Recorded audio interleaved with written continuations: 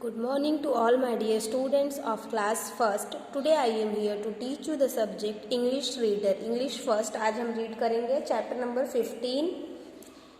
इस वीडियो में हम चैप्टर नंबर 15 रीड करेंगे. टेक्स्ट बुक ओपन करेंगे आप page number 84. Page number 84 open हो गया. चैप्टर नंबर है 15. नेम है द स्किलफुल हंटर, यानी कि एक कुशल शिकारी. हंटर यानी कि शिकारी. In this chapter we shall study how a hunter careful used his tricks and killed the giant. इस चैप्टर में हम रीड करेंगे कि एक शिकारी बहुत ही चालाकी से अपनी ट्रिक्स को आजमा के क्या करता है, जियांट्स की मृत्यु करता है. जियांट यानी कि राक्षसों की. So let's start the exercise. Let's start the explanation. Explanation start करने से पहले मैं आपको बता दूं, इंग्लिश फर्स्ट आज हम रीड कर रहे हैं. तो इंग्लिश फर्स्ट में येलो बॉक्स आप देख रहे हैं. येलो बॉक्स में क्या है, डिफिकल्ट वर्ड एंड मीनिंग. ये आपको आपकी इंग्लिश फर्स्ट की नोटबुक में राइट करना है. ओके, देन उसके बाद ही आप क्वेश्चन आंसर्स करेंगे. Let's start the chapter now. Once there lived a brave Hunter.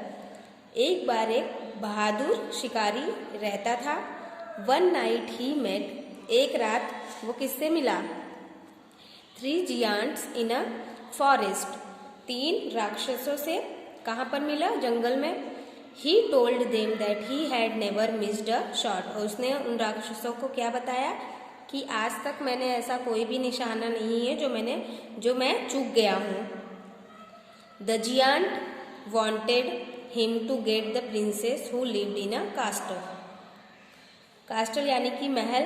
तो जियांट जो थे, तीनों राक्षस, वो क्या चाहते थे, वो राजकुमारी को चाहते थे. प्रिंसेस यानी कि राजकुमारी, जो कहाँ रहती थी, कास्टल. कास्टल यानी कि महल में रहती थी. उस राजकुमारी को पाना चाहते थे ये तीनों राक्षस. आउटसाइड द फॉरेस्ट, जो कि फॉरेस्ट से दूर था महल राजकुमारी का. और ये तीनों राक्षस उस राजकुमारी को पाना चाहते थे. इसलिए उन्होंने क्या सोचा कि इस शिकारी की मदद से हम राजकुमारी को पा सकते हैं. नेक्स्ट पेज पर जाएंगे. The Hunter agreed and went. शिकारी मान गया उनके साथ जाने के लिए. And went into the castle. और वे चारों जो है महल की तरफ आगे बढ़े, महल में गए. Without disturbing anyone. बिना किसी को डिस्टर्ब यानी कि परेशान किए. He picked up a sword and return to the forest. जो शिकारी था उसने क्या निकाला, पिक्ड अप स्वॉर्ड. स्वॉर्ड यानी कि तलवार. राजा की तलवार निकाली उसने बिना किसी को डिस्टर्ब किए. And return to the forest. He tricked the giants and chopped off their heads one by one with his sword. और उसने क्या किया, वो राजा की तलवार, शिकारी ने राजा की तलवार निकाली और उन जियांट्स के साथ में, राक्षसों के साथ में जंगल की तरफ वापस आया. और उसने नए पैतरे आजमा के क्या किया, जियांट्स का हेड जो है, सर, हेड यानी कि सर, चॉप्ड यानी कि 2 हिस्सों में काट डाला. कट इनटू द पीसेस, मतलब कि उनके सर के 2 हिस्से कर दिए, तीनों भी जियांट्स के. वन बाय वन, एक के बाद एक को मार डाला राजा की तलवार से. The king heard and proclaimed whoever killed the giants will marry my daughter. जब राजा ने ये बात सुनी, राजा को ये बात सुनाई पड़ी, तो राजा ने ये घोषणा की, राजकुमारी के फादर ने ये घोषणा की कि जिसने भी इन तीनों राक्षसों को मारा है, मैं अपनी प्रिंसेस की शादी उसी से करूंगा. But the princess did not want to marry. लेकिन जो राजकुमारी थी वो क्या शादी क्यों नहीं करना चाहती थी.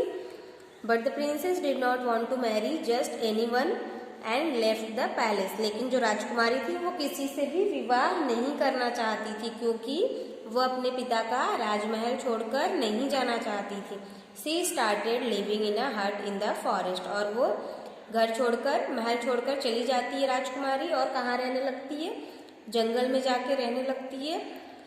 जंगल में जाकर एक झोपड़ी में रहने लगती है. वन डे, एक दिन, the hunter was passing by. जो शिकारी था वो वहां से गुजर रहा था। The princess recognised her father sword. तो उस राजकुमारी ने उसके पास जो तलवार देखी वो उस तलवार को पहचान गई कि वो उसके फादर की तलवार है। किसकी तलवार थी वो? राजा की तलवार जो है किसके पास थी? हंटर के पास थी। तो राजकुमारी ने जब उसको वहां से गुजरते हुए देखा शिकारी को, तो वो अपने फादर की तलवार को पहचान गई। She realise that the brave hunter. राजकुमारी को इस बात का एहसास हो गया कि ये वही हंटर है, बहादुर हंटर है, बहादुर शिकारी है जिसने उन तीनों राक्षसों को मार डाला।